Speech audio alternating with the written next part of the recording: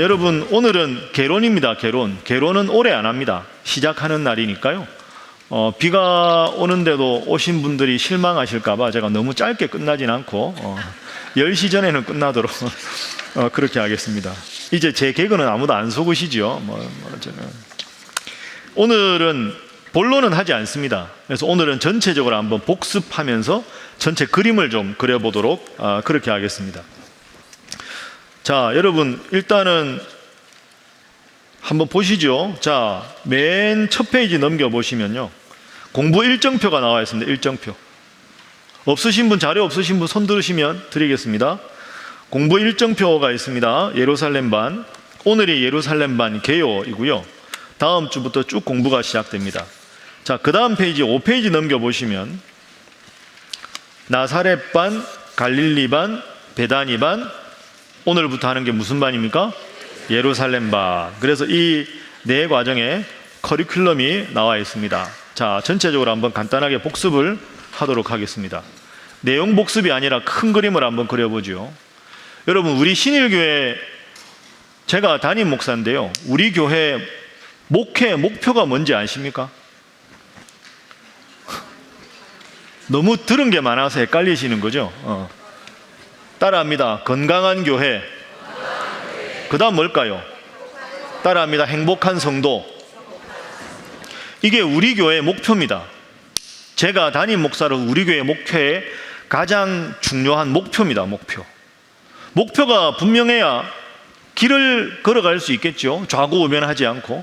건강한 교회, 행복한 성도가 우리 신일교회가 지향하는 목표입니다. 그러니까 이 목표에 대해서 저뿐 아니라 여러분들 모두가 함께 동의해야 우리가 이 교회를 놓고 기도할 수가 있는 거죠.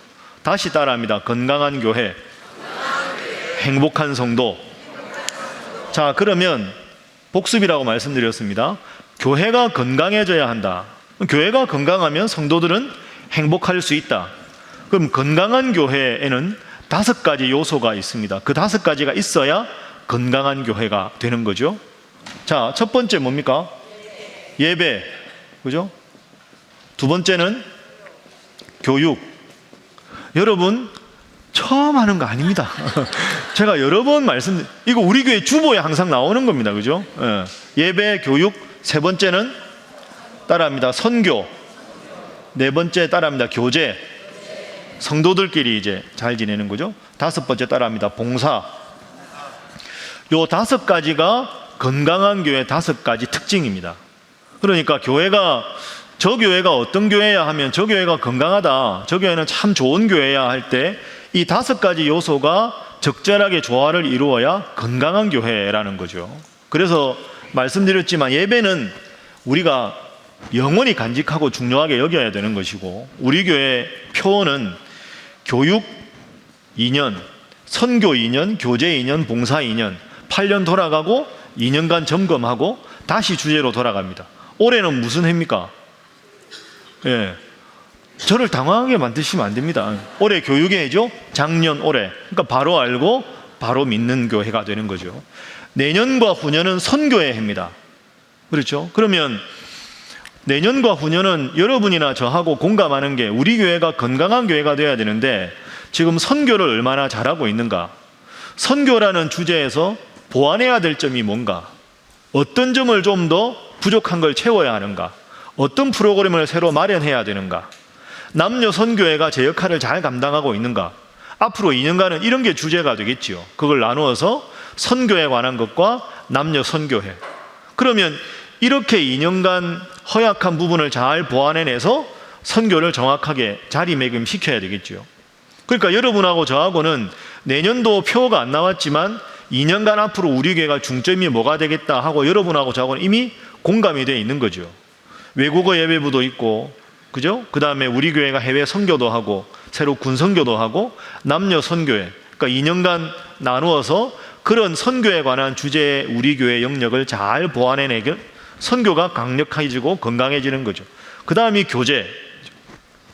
우리 성도들끼리 잘 지내고, 이때 예를 들어서 과거에 했던 신일 한마당 같은 행사를 한다면 이 2년 동안에 해야 될까를 검토해서 필요하면 할 수도 있고, 아니면 뭐 야유회도 갈 수 있고, 아니면 우리 교회가 전체가 하나 되는 좋은 프로그램이 뭐가 있을까를 미리 우리가 고민하고 기도해서 그 프로그램을 강화하는 게 교제가 되겠죠. 지금 하고 있는 봉사 중에서 좀 보완해야 될 점이 뭔가, 이런 식으로 2년 단위로 넘어가는 겁니다. 그래서 이런 모든 프로그램들과 내용들을 부족한 부분을 강화하고 잘 되는 걸 잘 독려해서 이게 잘 되면 교회는 저절로 건강해진다. 아이를 키울 때 엄마가 키 키우려고 촉진제 주사 놓는 거 별로 바람직하지 않지 않습니까?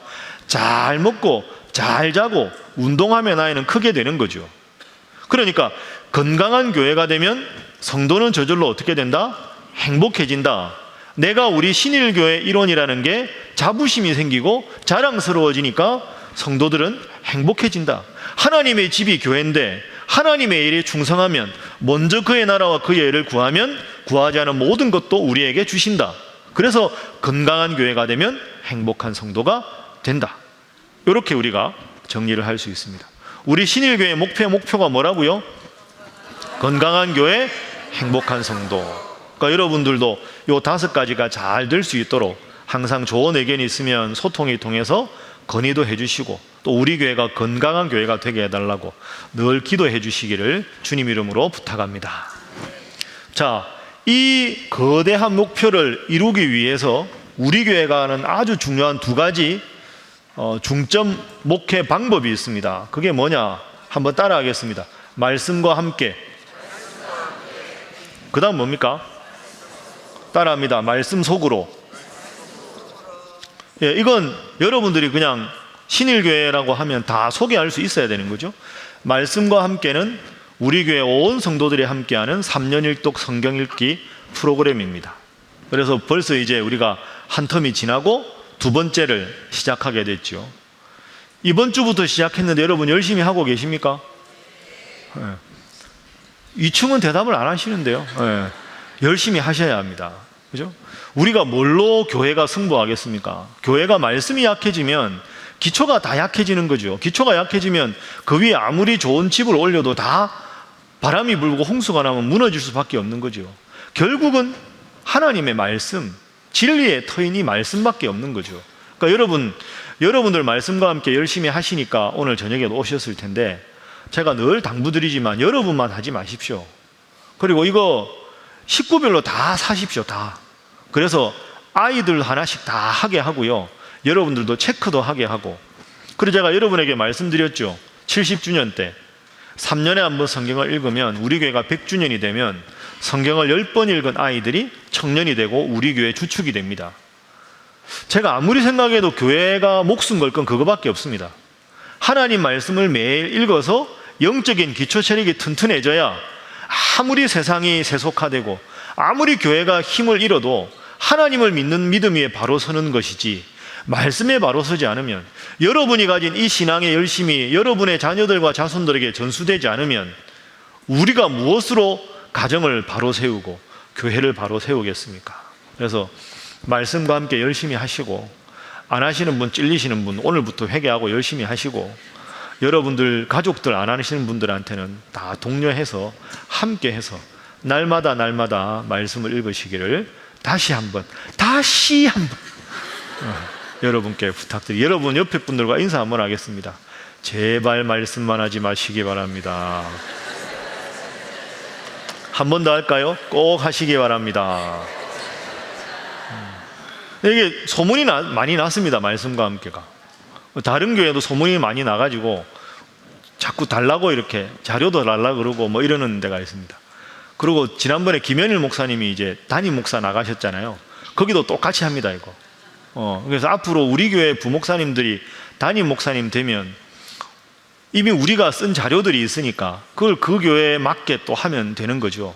저는 이걸 가지고 아주 대단하게 자랑할 그건 없지만 이 얼마나 좋은 프로그램입니까? 그래서 한국 교회가 다들 성경을 매일 읽고 같은 본문으로 저는 그렇게 생각하는데요. 제가 새벽기도 때 여러분과 같은 본문을 읽고 일주일 동안 매일 같은 본문을 읽고 이게 1년, 2년 쌓이면 제가 말하지 않아도 담임 목사 마음이 여러분 마음이 되고 여러분 마음이 담임 목사 마음이 되고 여러분 마음이 당회원 장로님들 마음이 되고 재직들 마음이 되고 그러면 철학에 뭐가 교회가 큰 행사하는 것 같지도 않고 대단한 일 하는 것 같지 않은데 교회가 점점 건강해지고 점점 여러분들끼리 사랑이 넘쳐나고 그러면서 교회가 잘 될 줄로 믿습니다. 그래서 말씀과 함께를 열심히 하는 게 필요하다. 그리고 두 번째가 말씀 속으로입니다. 우리가 지금 하는 게 말씀 속으로 프로그램이죠. 새롭게 만든 성경 공부 프로그램입니다. 자, 1단계, 2단계, 3단계, 4단계. 1단계가 무슨 반입니까? 나사렛반입니다. 나사렛반. 따라 하시죠. 나사렛반. 두 번째는요, 갈릴리반. 예. 교재에 다 있습니다. 그죠? 세 번째는 베다니반. 네 번째는 예루살렘반. 그러니까 지금은 네 번째 단계입니다. 나사렛, 갈릴리, 베다니, 예루살렘이라고 정한 이유는 예수님께서 돌아가시는 십자가가 예루살렘이죠.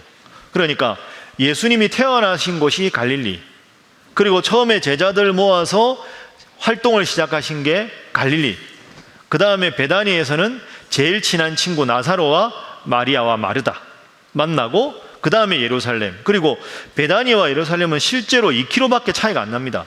그러니까 예수님의 십자가 사건을 중심으로 놓고 보면 나사렛, 갈릴리, 베다니, 예루살렘으로 점점 예루살렘에서 다가오는 의미가 있는 거죠. 그러니까 예수님이 어린 시절부터 제자를 모으시고 친한 친구와 함께 지내시다가 십자가를 지신, 이게 우리로 말하면 신앙의 기초를 다지고 더 튼튼해지고 더 튼튼해져서 주님 앞에 아주 훌륭한 성숙한 성도가 되는 단계로 나가는 것이 1단계부터 4단계입니다. 그래서 4단계가 사실은 마지막 단계지요. 그래서 굳이 말하자면 1단계 하고 2단계 하고 2단계 끝나면 3단계, 3단계 끝나고 4단계 하는 게 제일 좋습니다.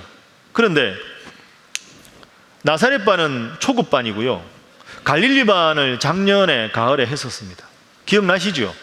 뭐 배웠습니까? 많은 걸 배웠습니다. 많은 걸 배웠죠. 뭐 하나님은 어떤 분인가, 예수님은 어떤 분인가, 이렇게 이제 조직신학적인 주제 위주로 하나님, 예수님, 예정론, 구원론, 종말론 뭐 이런 거 배웠습니다. 모르셔도 됩니다. 뭐 다음에 교재 보면 다시 기억나거든요. 그렇게 하고 베다니반 뭐 했습니까? 이거는 알아야 됩니다. 얼마 안 됐는데 이것도 모르시고 이러시면 어떡합니까? 성경 배웠죠. 성경. 기억 안 나십니까? 창출, 내, 민신 뭐 해가지고 맨날 목록 쓰고 했는데 기억나시죠? 기억 안 나면 그냥 웃으시면 됩니다.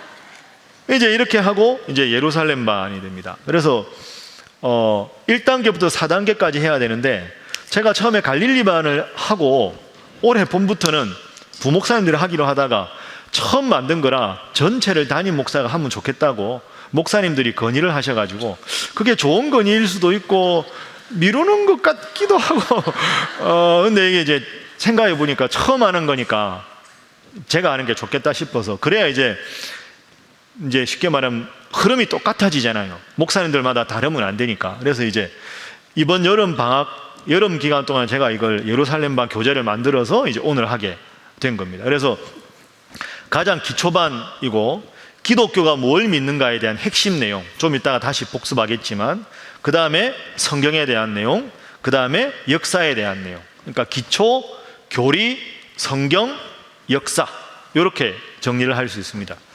그래서 여러분, 이번 가을에 이제 예루살렘반을 하고요, 내년 봄부터는 수요 기도의 시간에 이 시간을 갖지 않습니다. 원래 영경원 하는 프로그램식으로 주중에 오전 시간이나 여러분 편의에 따라 저녁 시간에, 수요 기도의 시간에는 평상시처럼 원래대로 설교하고요. 그래서 봄에는 1단계, 3단계가 늘 개설이 되고, 가을에는 2단계, 4단계가 개설이 됩니다. 그러니까 두 반씩 개설되니까 여러분이 들으신 것 말고 안 들으신 과정을 수강을 하시면 되겠습니다. 그래서 처음에 제가 말씀드린 대로 앞으로는 우리 교회가 안수 집사님이나 권사님을 이제 선출할 때 다른 자격도 보지만 최소한 3단계까지는 수료하신 분이어야 중직자 될 자격이 있으니까 안수집사 권사님의 자격 중에 하나, 그리고 장로님이 되실 분들은 4단계까지 수료하신 분 중에서 다른 자격 조건을 보고 우리가 해야 교회가 더 건강하게 바로 설 수 있겠다, 이렇게 여러분들에게 미리 말씀드렸습니다. 처음 듣는 것처럼 저를 쳐다보실 이유는 없습니다. 자, 그렇게 이렇게 해서 네 반을 구성하도록 그렇게 하겠습니다. 자, 그러면 이렇게 말씀드렸으니까 지금부터는 내용을 한번 보겠습니다. 자, 여러분 5페이지 보시죠. 5페이지는 우리 교회 등록한 초신자들이 원래 하던 게 나사렛반입니다. 여러분들 중에 나사렛반 안 하신 분들이 대부분일 겁니다. 근데 여러분들이 20, 30년 전에 우리 교회 처음 왔을 때 새가족부 성경 공부한 게 2단계입니다. 그래서 1단계 안 하고 2단계를 작년 가을에 한 거죠. 자, 2단계가 갈릴리반입니다. 갈릴리반. 5페이지 목차 보니까 기억나시죠? 성경이란 무엇인가? 성경은 연애편지다. 그런 말씀 드렸는데 하나님, 예수님, 성령님, 삼위일체론과 구원론, 예정론, 이 시대의 종교와 사상 비판, 서양, 동양, 교회, 종말, 기독교인의 자부심, 이런 주제로 공부를 했습니다. 여러분, 주제를 들어도 너무 새롭고 너무너무 생소하고 이게 꿈에서 본 건가 이런 생각이 드셔도 괜찮습니다. 교재를 보시면 기억이 나실 겁니다. 이거 다 여러분들이 완벽하게 아시면 목사가 할 일이 없습니다. 그래서 그냥 필요한 주제로 보시고 궁금하면 목사님들께 여쭤보시면 되겠죠. 자, 그래서 갈릴리반은 밑에 있는 대로 기독교 신앙의 이론적인 내용을 다룬다. 넘어갑니다. 3단계 우리가 했던 베다니반, 성경을 배우던 시기입니다. 성경의 구조하고 율법서, 복습 한번 해볼까요? 율법서에 뭐 있었습니까? 창세기, 출애굽기, 레위기, 민수기, 신명기. 자신 있게 대답하시는데요. 정기 예언서 한번 해볼까요? 안 하겠습니다. 헷갈리시죠? 예. 예, 그냥 교재 보시면 됩니다. 그래서 예언서, 역대기, 역사서, 후기 예언서, 성문서, 그죠? 욥기, 시편 이런 거. 그 다음에 구약 지리 배웠고요. 신구약 중간의 역사, 복음서, 바울 서신 이런 거 쭉 했었습니다. 그래서 교재에 있으니까 필요하시면 여러분이 교재를 보시면 되겠습니다. 그러니까 교재를 만든 이유는 다 기억 못해도 다음에 예를 들어서 요한복음을 읽을 때 요한복음이 무슨 특징이 있더라 하고 교재를 찾아보시면 알 수 있죠. 그래서 이 교재는 사실 여러분들이 완벽하게 외울 필요도 없고 완벽하게 이해하실 필요는 없지만 필요할 때 참고 자료로 보시면 되겠습니다. 그래서 이번에는 말씀드렸지만 교재가 아주 두껍습니다. 페이지가 상당히 많지요. 제일 두꺼운데요. 130페이지까지 있습니다. 엄청나게 많지요. 왜 이렇게 많으냐? 필요할 때 참고하시라고 많게 만들었습니다. 그래서 여러분들 자료가 많다고 제가 10시까지 하거나 이렇게 비겁하게 그렇게 하지 않습니다. 끝나는 시간은 딱 맞춰서 할 테니까 걱정하지 마시고요. 자, 이번 학기 공부할 내용 보겠습니다. 7페이지 두렵고 떨리는 마음으로. 예루살렘반입니다. 예루살렘에서 예수님 뭐 하셨다고요? 십자가를 지셨습니다. 그리고 예루살렘반 공부는 십자가를 지는 심정으로 하시면 되겠습니다. 나는 죽었다 생각하고. 제일 어려운 반입니다. 교회가 수준이 있기 때문에 어려운 걸 공부하겠습니다. 자, 오늘은 개요하고요. 다음 주 2번, 두 번째, 세 번째, 네 번째, 다섯 번째는 역사를 배웁니다.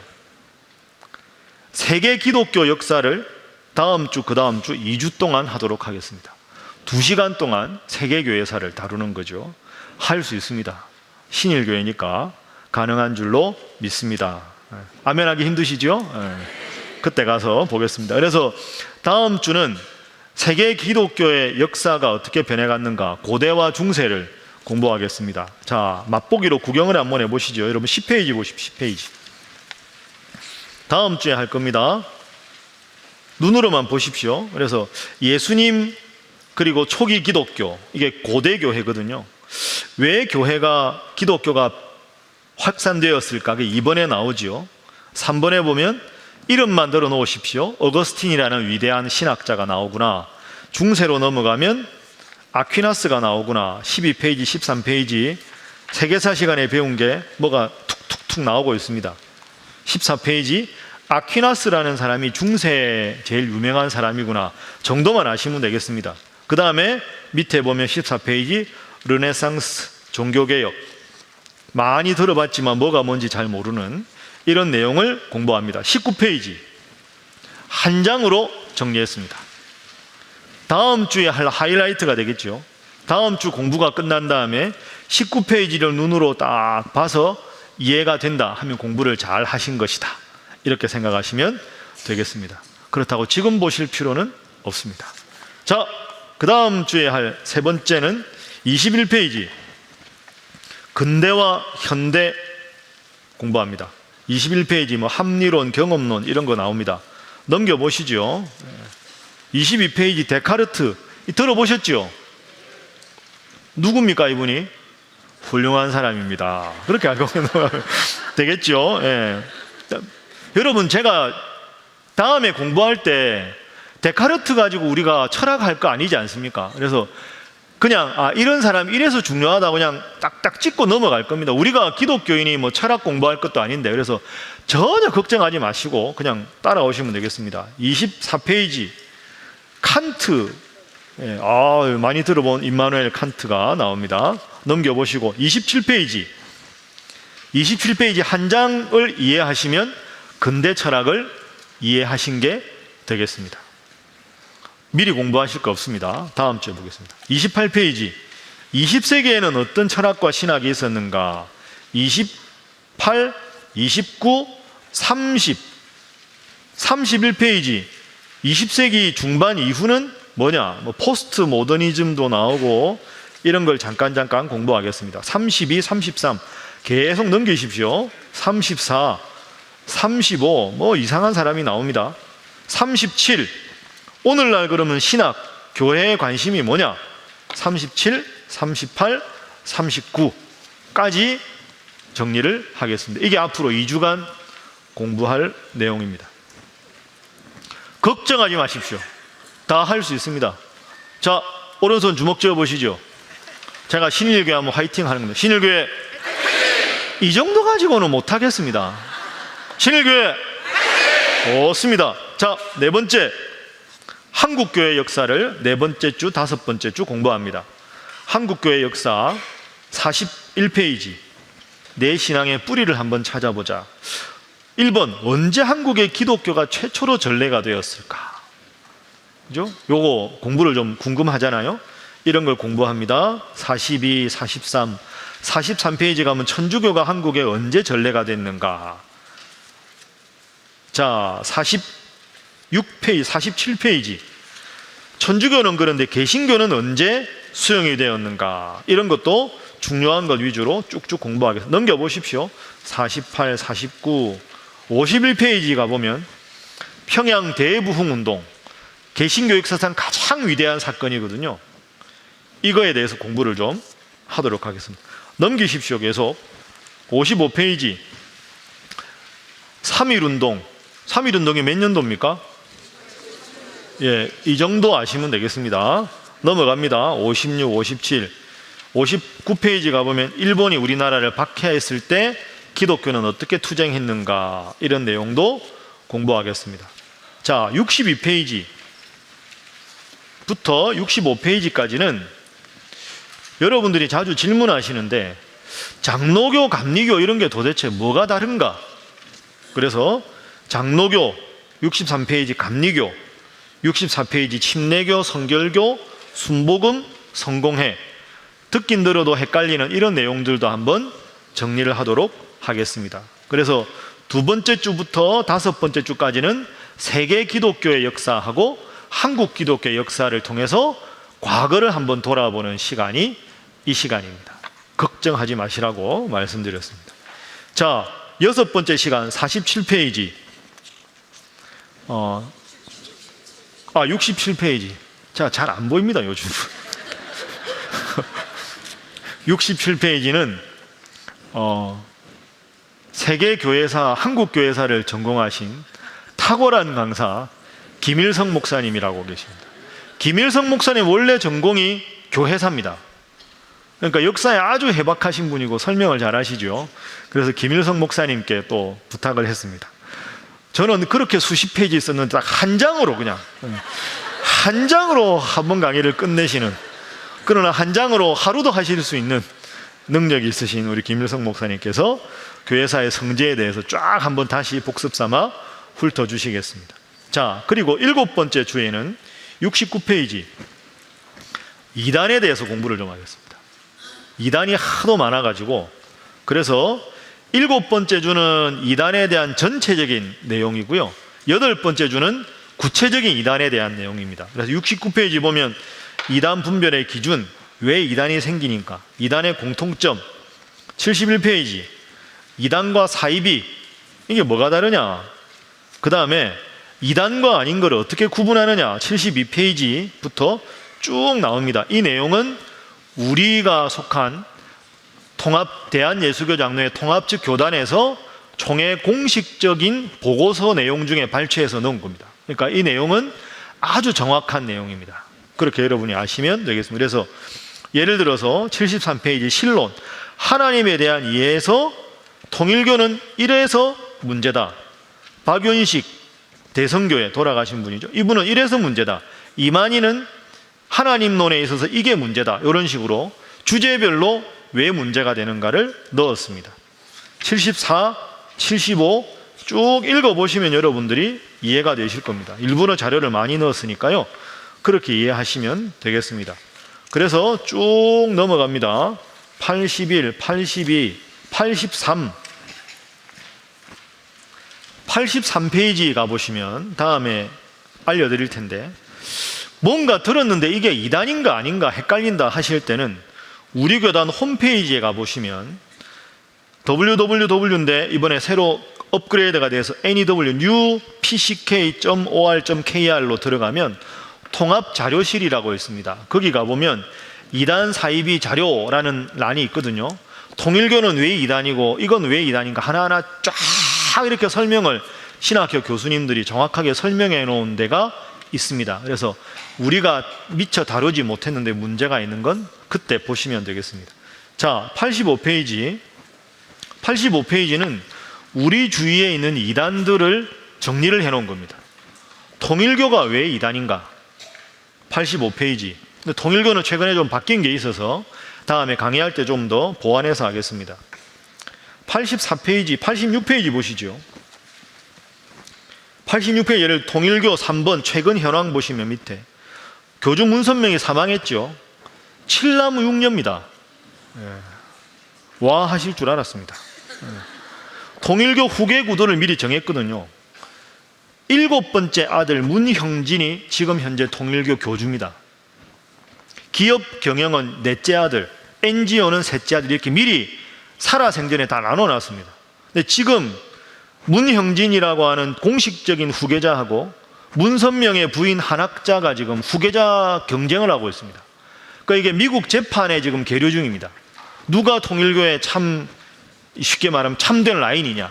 그러니까 엄마하고 아들하고 싸우는 거죠. 지금 이런 상황이 오늘까지의 상황입니다. 다음에 왜 문제인지 공부하겠습니다. 안식교 87페이지, 안식교가 좀 문제가 있는 부분이 뭔가 공부하고요. 88페이지 몰몬교 많이 들어보셨죠? 로버트 할리 이런 분들. 몰몬교, 왜 몰몬교가 문제가 미국에 많습니다.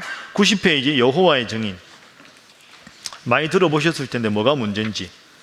자, 92페이지 보시면 몰몬교, 안식교, 여호와 증인 세 개를 비교했습니다. 이거 세 개를 비교한 이유는 이 세 개 이단은 메이드 인 USA입니다. 미국에서 생긴 이단입니다. 그래서 이 세 개를 한번 정리를 했습니다. 다음에 보십시오. 자, 구원파 구원 받으셨습니까? 여러분 구원 받으셨습니까? 저를 보시죠. 여러분 구원 받으셨습니까? 확실히 아멘 하십니까? 언제 구원 받으셨습니까? 이게 여러분 생일이 있으시죠? 생일 기억하시죠? 그럼 여러분 구원 받으셨다면서요? 영적인 구원받은 생일은 언제입니까? 이게 문제가 되는 거죠. 이게 구원파가 공격하는 지점이거든요. 구원받았습니까? 이건 아멘 해야 돼. 아멘! 했는데 아멘을 했어요. 구원이 제일 중요한 사건이죠. 예. 귀하는 생일이 있으시죠? 예. 언제십니까? 언제? 그러면 육체적인 생일이 중요합니까? 영적인 생일이 중요합니까? 영적인 생일이 중요합니다. 육체적인 생일 기억하시죠? 예. 영적인 생일은 언제입니까? 그게 이 지점을 딱 파고들어서 구원파가 공격하는 거죠. 그러면 당신은 제대로 구원받은 게 아닙니다. 구원이 가장 지상 최대의 위대한 사건인데 그 날짜와 시간과 장소와 사건도 기억 못하는데 어떻게 당신이 구원받은지 확실할 수 있습니까? 허걱, 이게 뭐지? 이렇게 이제 공격할 때 우리는 뭐라고 대답할 것인가? 다음에 공부하도록 하겠습니다. 그게 93페이지. 제가 쭉 써놨는데요. 94페이지, 95페이지, 96페이지 쭉 있습니다. 지금 읽어보지 마십시오. 다음에 읽어봅니다. 읽어도 헷갈릴 것도 있고 그렇습니다. 97, 98, 98페이지. 하나님의 교회. 아주 대단한 이단이죠. 지금 엄청나게 교세가 확장이 되고 있습니다. 신천지하고는 비교가 안 됩니다. 하나님의 교회가 지금 엄청나죠. 100만 명 통을 돌파했다고 합니다. 안상홍 증인회라는 이름이었는데 너무 이름이 노골적으로 이단인 게 부담스러워서 이름을 바꿨습니다. 하나님의 교회가 이단입니다. 하나님의 교회 주위에 많은데 아닙니다. 오순절은 하나님의 성회, 여기는 하나님의 교회. 하나님의 교회가 왜 이단인가? 심각한 이단입니다. 왜 이단인지 그때 가서 공부를 한번 해보겠습니다. 자, 100페이지까지고요. 그 다음에 JMS, 정명석 들어보셨지요? 그 성추행으로 감옥에 들어갔다가 풀려난 사람, 그죠? JMS, 지저스 모닝스타, 뭐 내가 빛나는 새벽별이다 이러고 있는 사람이 있습니다. 낙성대, 서울 2호선 낙성대역 거기서 시작했다고 낙성대 교회였다가 이름을 바꾸고 있죠. 그 다음에 102페이지 베레아, 이 사입인데요. 요즘에 아주 성락교에 심각한 문제가 있죠. 막 언론에 막 나와가지고 막 하는 뭐 그 사람입니다. 베레아. 103페이지 신천지 또 공부를 하겠습니다. 신천지 깁니다. 자, 넘겨보시고요. 108페이지까지. 이걸 한 주간에 어떻게 하느냐 제가 알아서 하겠습니다. 걱정하지 마시고. 109페이지 참고자료. 여기 있는 것들은 다 이단입니다. 잘 보시고 가면 안 됩니다. 이거 잘 보십시오. 예. 이거는 가면 안 되는데 라고 보시면 되겠습니다. 자, 110페이지 111페이지 이제 역사를 다 훑고 이단과 정통을 훑었으니까 우리의 본질을 공부하는 겁니다. 그게 우리가 장로교회 아닙니까? 장로교회 역사와 헌법을 9주차에 공부하겠습니다. 우리 교회 공식 명칭이 뭡니까? 대한예수교 장로회 신일교회거든요. 근데 주보 보면 뭐 통합측이라는 말도 나오고 성동시찰, 서울로회, 이게 도대체 뭔가? 장로교회는 뭔가? 그래서 정치제도로 보면 교황제도, 감독제도, 회중제도, 대의제도가 있는데 우리가 장로교회는 대의제도입니다. 그래서 성직자의 대표인 목사와 평신도의 대표인 장로님들이 당회라고 구성해서 당회를 중심으로 운영해 나간다. 그러니까 평신도 전체를 대표하는 장로님들과 목회자가 함께 하니까 대의정치, 이게 장로교의 특징이거든요. 그런 내용을 공부하겠습니다. 자, 112, 113페이지는 우리 교단 헌법 중에 여러분이 꼭 장로교인으로 알아두셔야 할 사항, 교인이 뭔가, 114페이지 목사는 어떻게 되는가, 장로님들은 직무가 뭔가, 그 다음에 116페이지 집사님, 안수집사, 권사님들은 어떤 자격으로 되는가, 7위회, 당회, 노회, 총회, 이건 어떻게 구분이 되는가, 118페이지 어떨 때는 재직회하고 어떨 때는 공동의회하고 이게 뭔가 이게 그런 거에 대해서 기본적으로 교회가 수준이 있기 때문에 이 정도는 상식이다 생각하고 공부를 하도록 하겠습니다.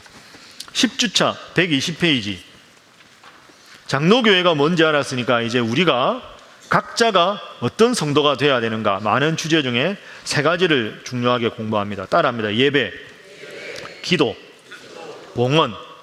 요 세 가지에 대해서 우리가 예배는 뭔지, 기도는 어떻게 해야 하는지, 특별히 기도는 개인 기도가 아니라 예배 대표자로 기도할 때, 회중 기도할 때 어떻게 하는 게 바람직한지 그런 것들도 공부하도록, 봉헌 생활에 대해서도 공부하도록 하겠습니다. 자, 124페이지 11주차에는 이제 결론 마무리로 넘어가는 거죠. 다시 한번 우리 신일교회 목회 철학, 전체적인 걸 한번 여러분들하고 점검을 해보도록 하겠습니다. 여러분 익히 알고 있는 내용이지만 정확하게 125, 126, 127까지, 그 다음에 마지막 12주차 128, 9페이지, 지금까지 한 것 전체 요약하면서 오늘 우리가 선 자리가 어딘가, 앞으로 우리 신일교회는 어떤 방향으로 무엇을 붙잡고 나가야 되는가, 이런 내용을 공부하도록 하겠습니다. 그러면 12주가 끝이 나겠습니다. 옆에 분들과 인사하겠습니다. 개근하시기 바랍니다. 한 번 더 인사하겠습니다. 잘할 수 있습니다. 하겠습니다. 여러분 저를 보십시오. 어떻습니까? 한번 쫙 개관을 해보시니까 어려울 것 같습니까? 쉬울 것 같습니까? 어렵지만 할 수 있다. 여기는 대답 안 하시는데요. 어렵지만 할 수 있습니다. 걱정하지 마십시오. 자, 걱정하지 말라고 말씀드렸죠. 이 내용이 사실은 쉽지 않은 내용도 많이 있습니다. 중간중간에 제가 사실 신학교에서 강의할 때 썼던 내용들도 있습니다. 그럼 우리 보고 어떻게, 걱정하지 마시라니까요. 제가 알아서 딱 합니다. 알아서 할 테니까요. 그리고 이 자료는 일부러 자료집을 좀 자세하게 만들었습니다. 이번에는 특히 2단이나 이런 내용은 여러분 주위에 현혹되는 분이 많으니까 혹시 여러분이 짧게 들어서 이해가 안 되시면 좀 자세히 보시라고 했습니다. 그렇게 여러분이 이해하시면 되겠습니다. 제가 앞으로 오늘 빼고 11주 공부하면서 꼭 기억할 거 4가지만 딱 포인트 잡고 오늘 마무리하도록 하겠습니다. 다음 주도 이렇게 빨리 끝나느냐? 아닙니다. 너무 그렇게 자, 그래도 기지개 한번 키시죠. 시작한 지 한 40분 됐으니까.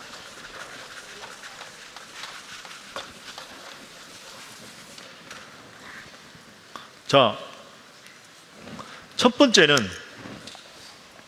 주의하고 기억해야 될 사항. 우리가 이번에 주로 다루는 게 앞부분에서 역사입니다. 역사. 그죠?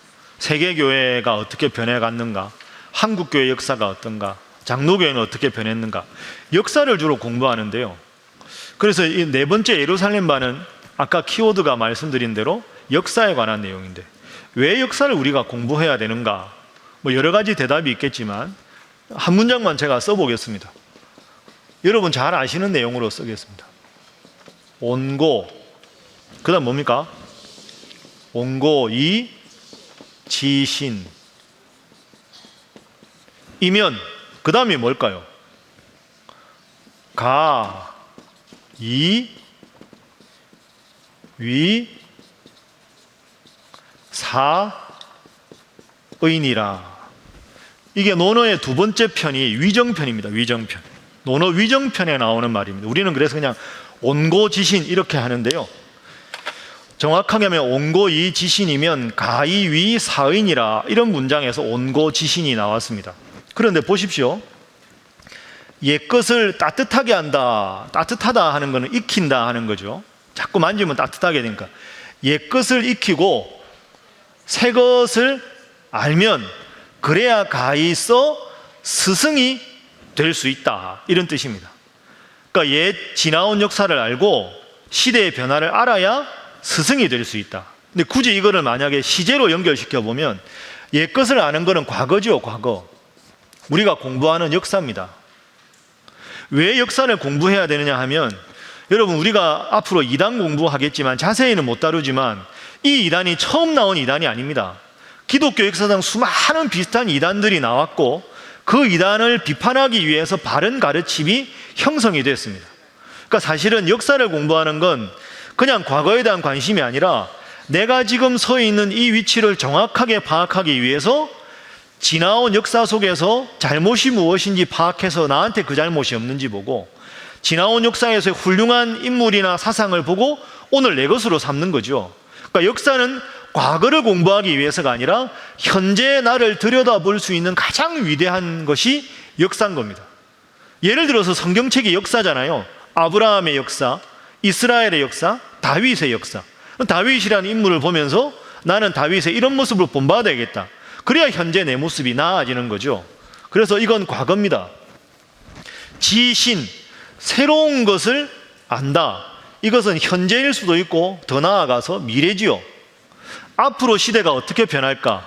지금 이 시대는 어떻게 앞으로 변해갈까?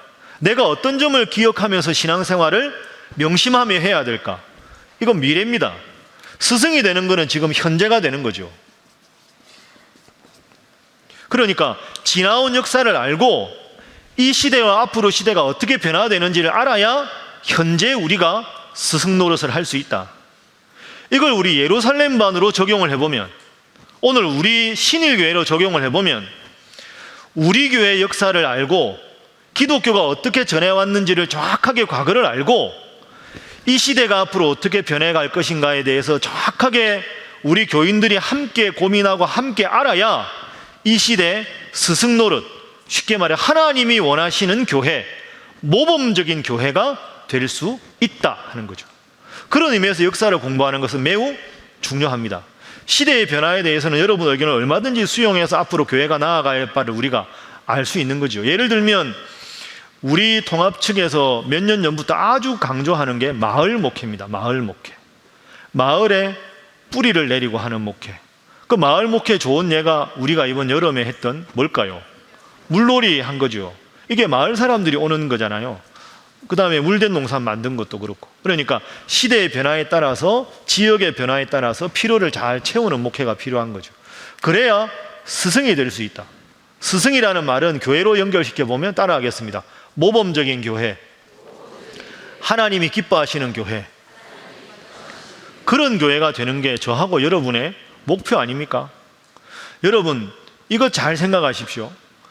교회, 저는 우리 교회 담임 목사지만 저는 대형 교회가 초대형 교회가 되는 게 목회의 목표가 아닙니다. 초대형 교회가 되는 게 무조건 좋은 게 아닙니다. 하나님 앞에 바로 선 교회가 되는 게 목표가 돼야 할 줄로 믿습니다. 하나님이 교회를 부흥시켜 주시면, 하나님이 선물해 주시면 초대형 교회가 되는 거지, 그 초대형 교회가 되기 위해서 그 목표를 가지고 할 필요는 없다. 건강한 교회가 되면 교회는 저절로 부흥이라는 선물을 하나님이 주신다. 그러니까 하나님 보시기에 바로 선 교회, 모범적인 교회가 되는 게 필요하다. 그러기 위해서는 역사 공부가 필요하다. 그러므로 예루살렘반을 열심히 하자. 이게 되겠습니다. 옆에 분들과 인사하겠습니다. 열심히 하시기 바랍니다. 한 번 더 하겠습니다. 말씀만 하지 마시기 바랍니다. 안 되겠습니다. 다시 하겠습니다. 말씀만 하지 마시기 바랍니다. 두 번째는 바로 알아야 바로 믿을 수 있다. 이걸 여러분이 기억하셔야 됩니다. 바르게 알아야 바로 믿을 수 있습니다. 믿는 거 강조하는데 우리가 말씀 속으로 공부를 이렇게 하는 이유도 여기 있습니다. 여러분 사실은 우리가 이번에 2단을 다루지만 2단에 빠진 분들이요, 믿음이 없어서 빠지는 게 아닙니다.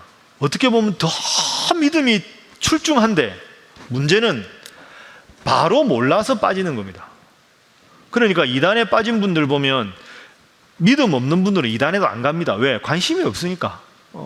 그런데 진짜 열심히 신앙생활 하고자 하는 분들이 2단에 빠집니다. 그래서 여러분들 2단에 빠진 분들 집회하는 거 보면 진짜 뜨거워 보입니다.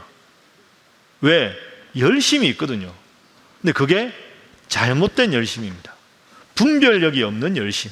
그래서 바르게 알아야 바르게 믿을 수 있다. 그래서 바르게 아는 걸 위해서 열심히 공부해야 한다. 이게 두 번째로 우리가 기억해야 될 사항입니다. 세 번째는 바르게 알게 되면 우리가 실천으로 연결돼야 된다. 이거 꼭 여러분 기억하셔야 됩니다.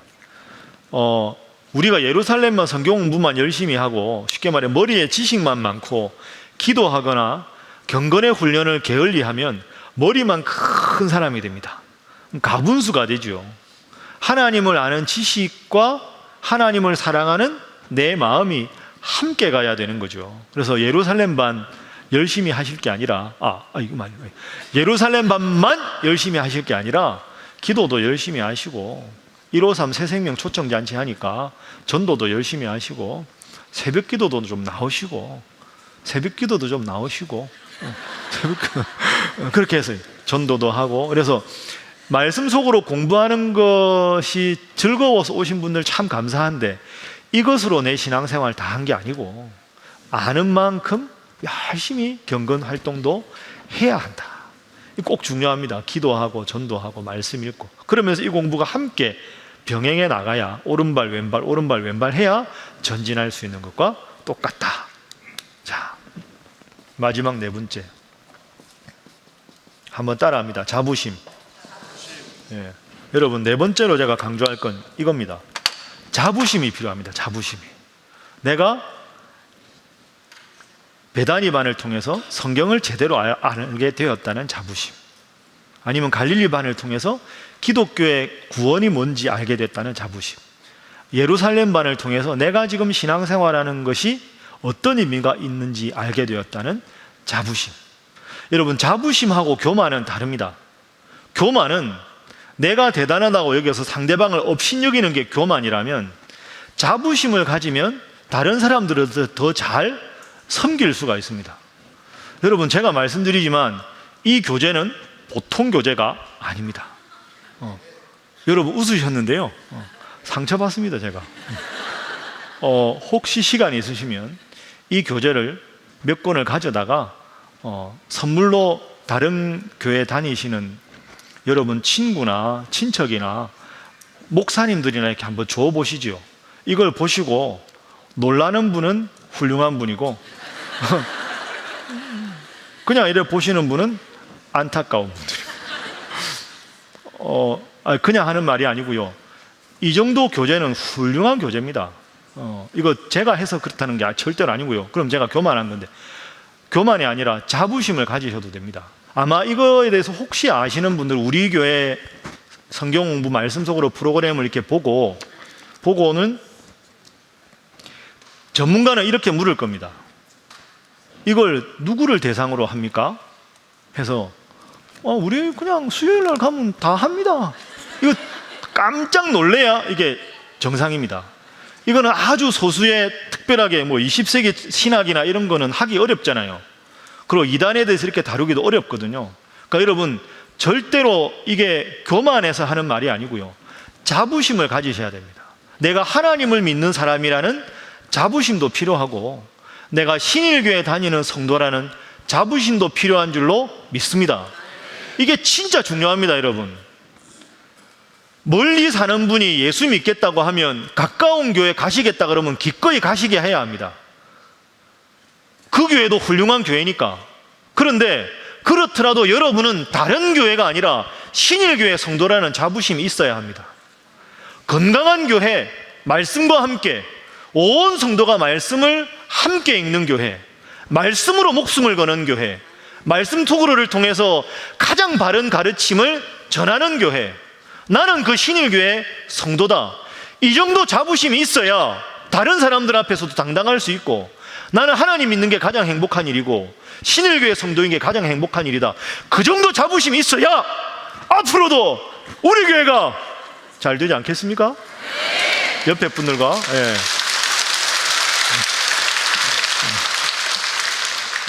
여러분, 제가 그냥 농담 비슷하면 하는, 진짜 이거 중요한 말입니다. 교회 자부심이 있어야 합니다. 지금 저한테는 최고의 자부심이 뭘까요? 신일교회 담임 목사, 이게 저한테는 최고의 자부심입니다. 그리고 말씀드렸지만 제가 신학교의 교재도 쓰는 내용도 일부 들어갔거든요. 충분히 할 수 있습니다. 여러분들이 신학생보다 못한 게 아닙니다. 그렇다고 교만하지는 마십시오. 제가 여러분들이 꼭 필요한 내용 위주로 정확하게 하겠습니다. 그래서 그냥 여러분들도 이걸 자랑할 수 있어야 합니다. 예수는 믿는데 뭐가 뭔지 모르겠다. 그러면 우리 신일교회 갈릴리반 등록해보세요. 기독교의 교리를 한번 배워보세요. 나는 성경을 그렇게 읽었는데 체계가 안 잡힌다. 그럼 베다니반 한번 해보세요. 그럼 성경이 체계가 잡힐 거예요. 이단하고 이단 아닌 게 뭐가 차이야? 그러면 저하고 예루살렘 공부를 한번 해보시죠. 그 정도 자부심이 있고 교회에 대해서 그 정도 소개할 수 있어야 그게 긍지가 되고, 그래야 여러분들의 자녀들에게, 자손들에게도 당당하게 우리 교회 같이 다자 이렇게 말할 수 있을 것 아닙니까? 그러기 위해서는 열심히 공부를 해야지, 공부도 안 하시고 자부심만 가지면 안 되겠죠. 그래서 여러분 앞으로 오늘 빼고 11주 동안 좀 힘드시지만 열심히 공부해서 여러분들이 진짜 내가 하나님을 믿고 우리 신일교회 성도라는 게 참 행복한 일이구나, 그 자부심을 가지시고, 그리고 이 교재들 1단계부터 쭉 보시고 필요한 대로 늘 강의도 다시 동영상 청취하시고 해서 정말로 내가 세상에 태어나 제일 잘한 일이 하나님 믿고 구원받고 신일교회 성도 된 것이다 하는 자부심을 다시 한번 가지시는 여러분 모두가 되시기를 주님 이름으로 축복합니다. 자, 오른손 드시고 뭐 하는지 아시죠? 뭡니까? 제가 신일교회 화이팅 하면 화이팅! 3번 하는 겁니다. 목소리 작게 해서 다시 하는 불상사가 없도록. 화이팅! 제가 신일교회 화이팅 하면 여러분 화이팅! 3번 하면 신일교회 화이팅! 화이팅! 화이팅!